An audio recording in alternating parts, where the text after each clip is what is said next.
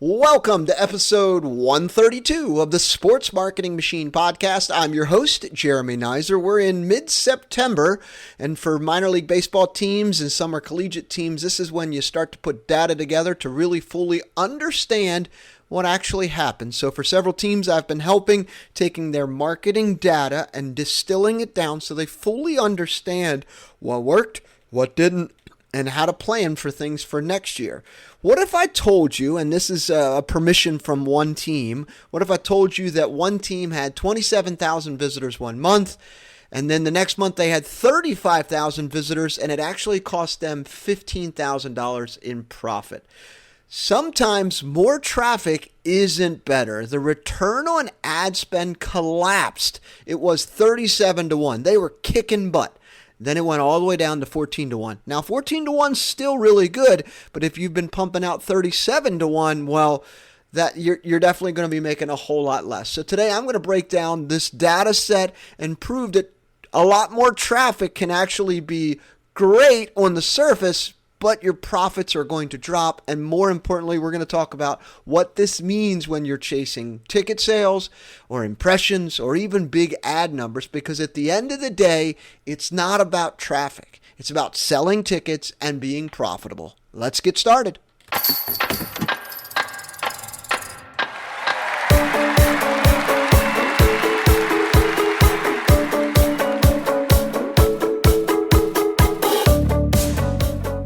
So the case study I'm going to share with you today, the team has given me the thumbs up to talk through it because there's so many great lessons to look at as you're digging into your end of the season data and your marketing data and how much money you spent and how much money you made on single game and what you did on all these different areas. So I'm going to walk through this case study with you. If you get any questions, just pop on over my website or just shoot me an email. Happy to provide you a little bit more insight on this one. But I'm going to try to be as transparent as possible without telling you the team name here and really give you an understanding what actually happened. So in June of this year, they had 35,512 visitors to their website. So 35,512, but only had 808 buyers. That is a conversion rate of 2.3%.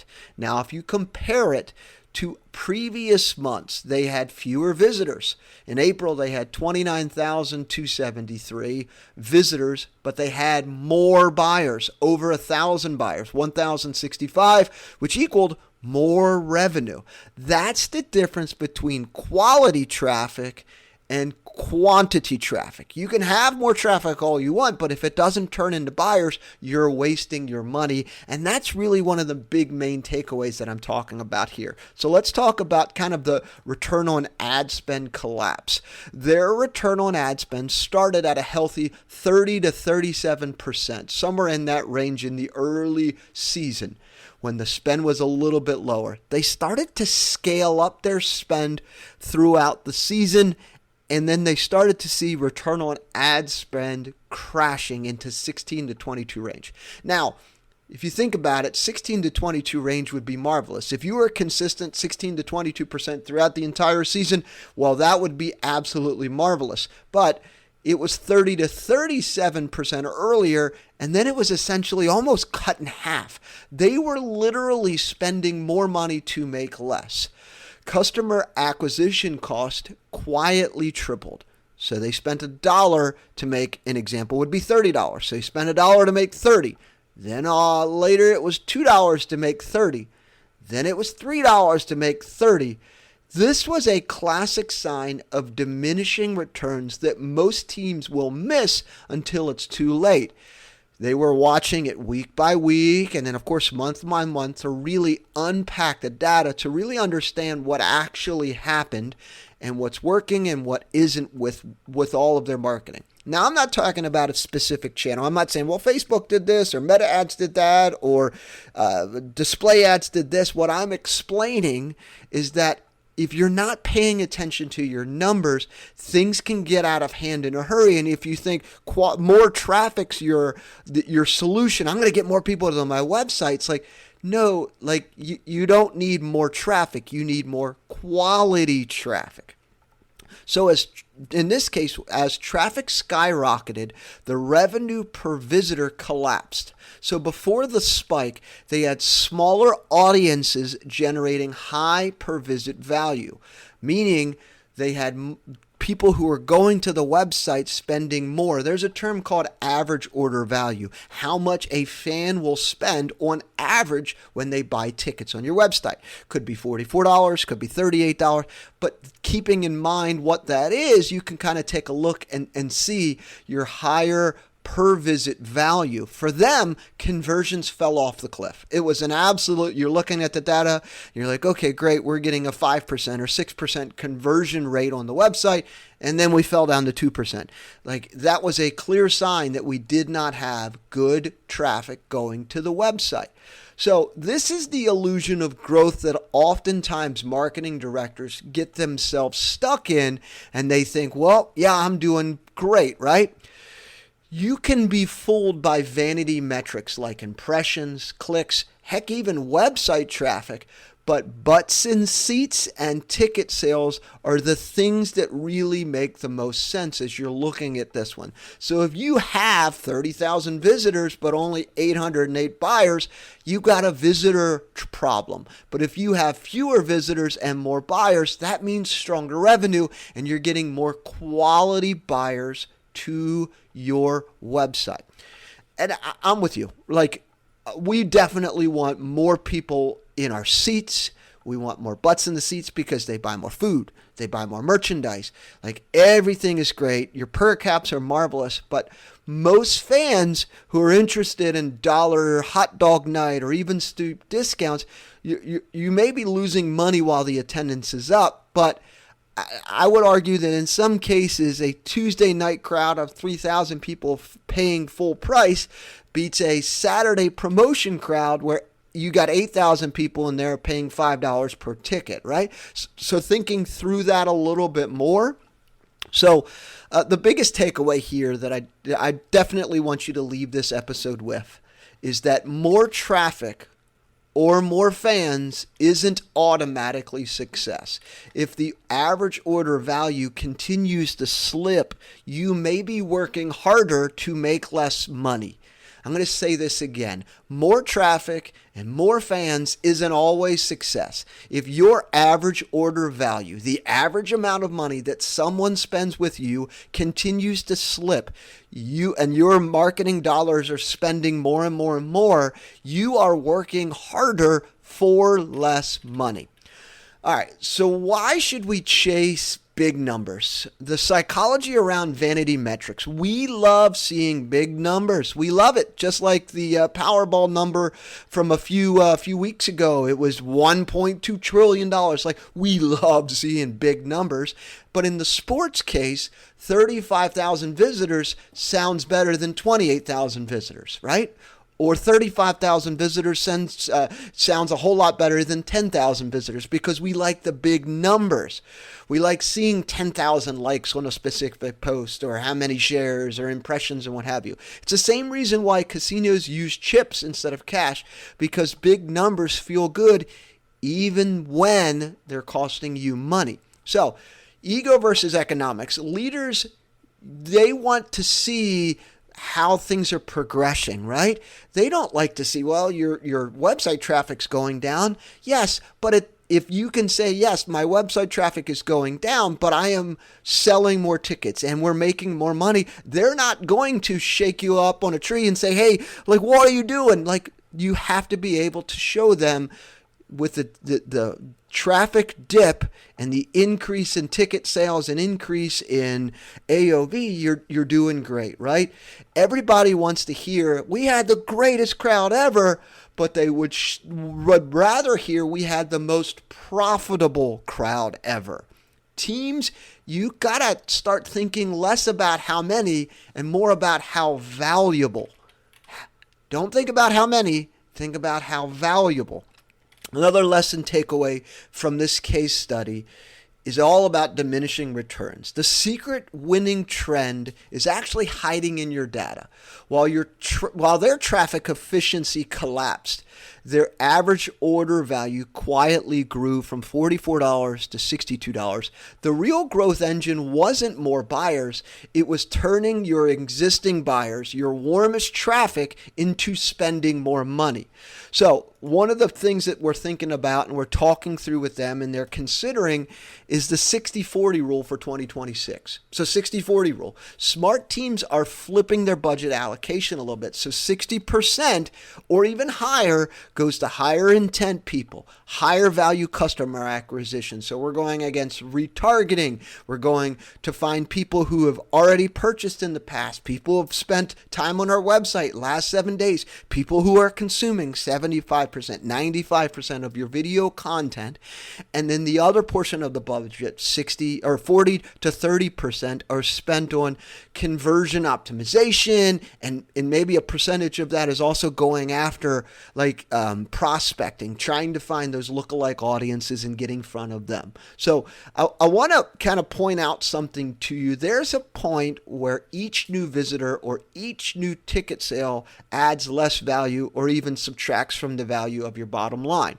So the 20-60 rule is if your ROAS drops below 20 or your customer acquisition cost rises above $3, you've hit a diminishing return. But you're going to have to be able to look at your data and see, where is my rule here, my 20-60 rule? Where is my rule that says, hey, if I'm spending more than $4, I'm starting to hit diminishing returns? Or if my return on ad spend dips below 20, I'm at diminishing returns.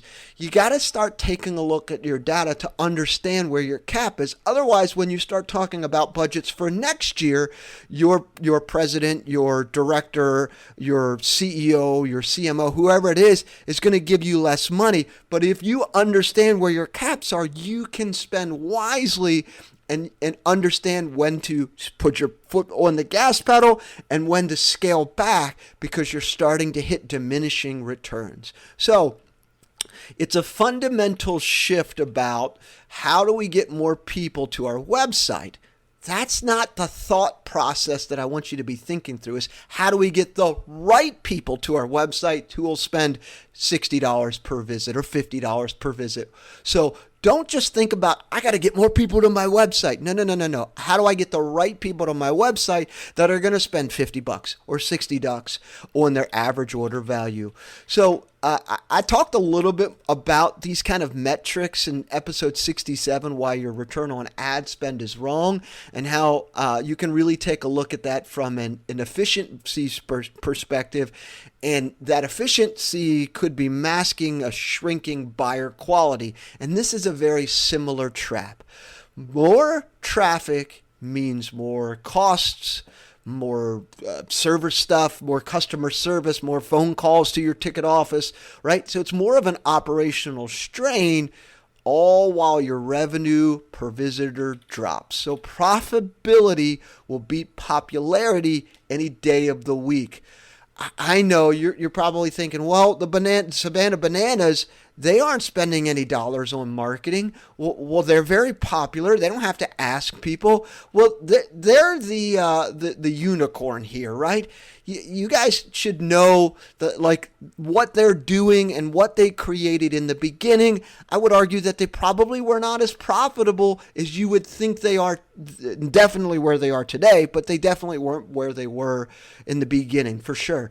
But diminishing returns, you need to think about diminishing returns when you are starting to think about and work on your planning for 2026. Profitability will beat popularity for sure. So what's your action plan to avoid your 35,000 visitor mistake or problem, right? You need to track your AOV.